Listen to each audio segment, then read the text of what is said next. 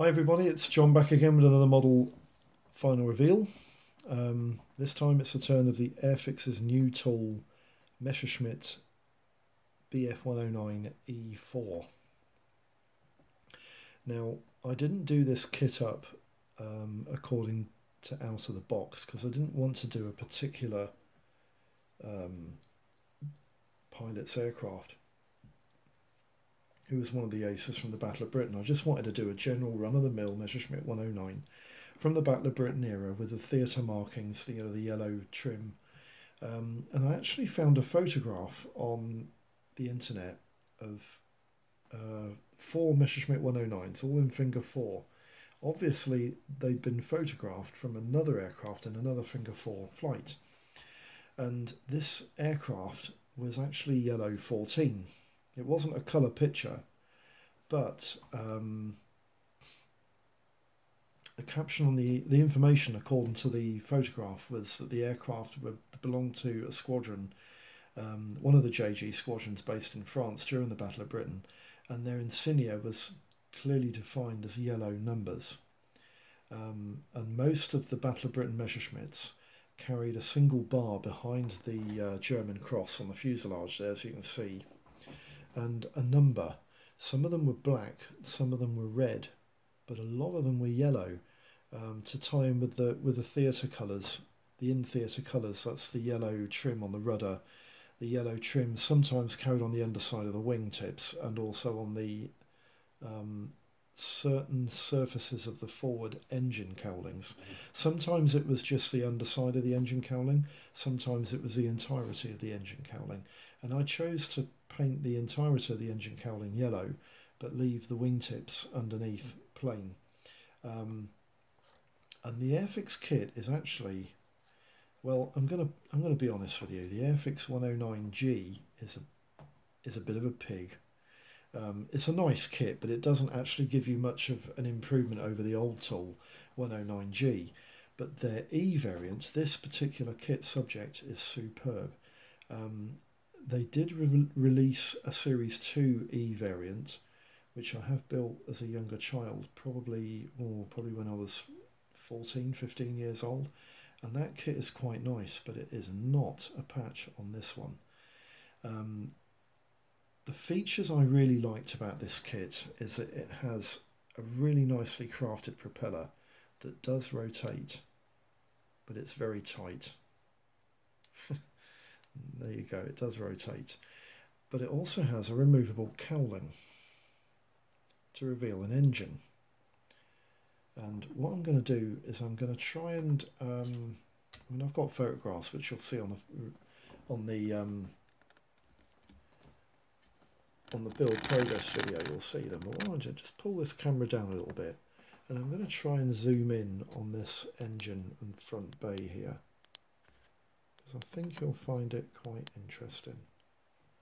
Let's just pull that over a little bit, and I hope that it's going to give you a good image.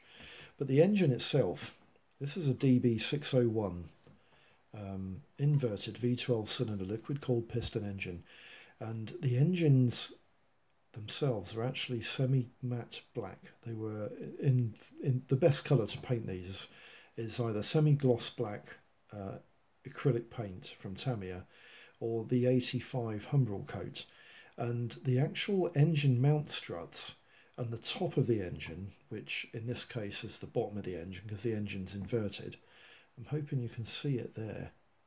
The bottom of the engine is actually it's like a tank grey. And the engine frame that holds the engine in place to the fuselage is also a tank grey, but it's the same colour that you use for the interior of the aircraft. Actually, if I can pull the zoom out of this, there we go. Because what I want to try and do is I want to try and focus, get the engine compartment at the front here focused a little bit for you so you can see it a bit better. The camera will actually focus it better, but the propeller gearbox is all there. I mean, it's tiny. The engine detail on this is tiny, but it's actually quite comprehensive. And another feature of this kit that I really liked was that it had separate exhaust pipes there that you put in after the kit was painted, and I really like that. I've always liked that. It's got a nicely detailed cockpit interior, and you do get a pilot figure with this kit, but I wanted to keep the pilot figure out of this model so that you could see a lot of the interior detail on this kit, because it's actually really nice. And again, I had quite a lot of success in painting this canopy. It's come out quite nice and crisp. Quite impressed with that. So that's the Airfix 109. I'll just put this engine cowling back on the top here. It's quite a snug fit, which is good because you don't really want it falling off when people are looking at it.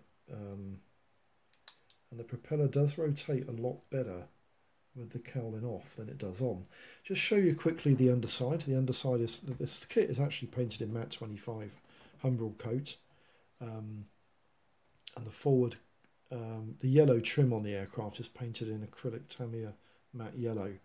Not really an issue at all. And the interior and wheel wells are all painted in a sort of a sea grey. It's almost matte 27, but it was actually a different coat to that. It was a different colour. I think it was, I'm trying to think what colour it was.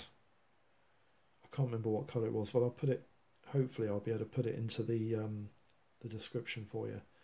And the propeller was painted in matte, in semi-matte 85.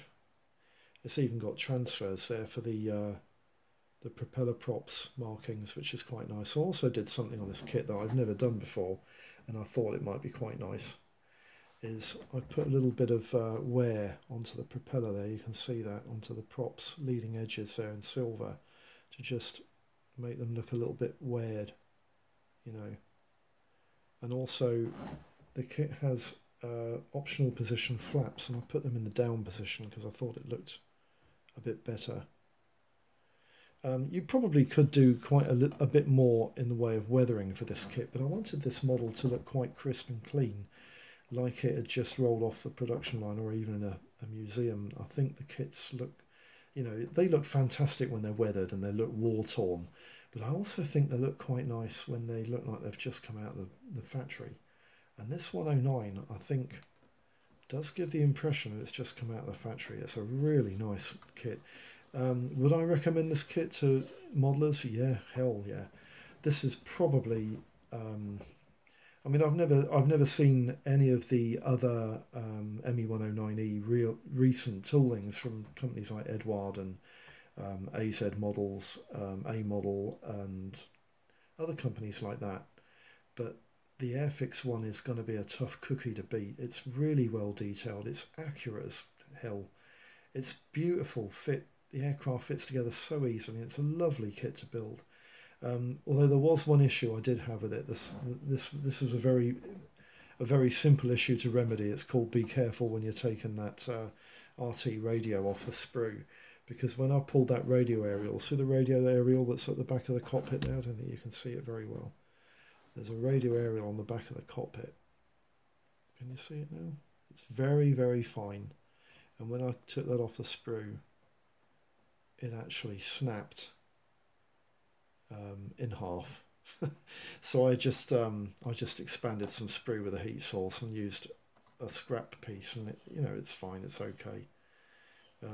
Yeah, so very impressed with that. The new tool Airfix 109 E4 and E3, really nice, very nice kits. Very impressed with it.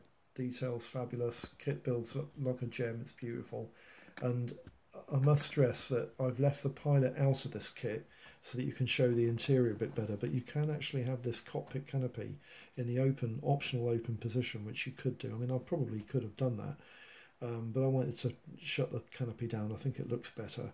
But you can have the pilot in place or the pilot out, and you could even super detail the interior up, because there's quite a lot that you could do to this model to make it better. But it is very impressive as it is. It's a very nice out of the box build. Thoroughly recommend this kit to anybody. It's a really nice kit to put together.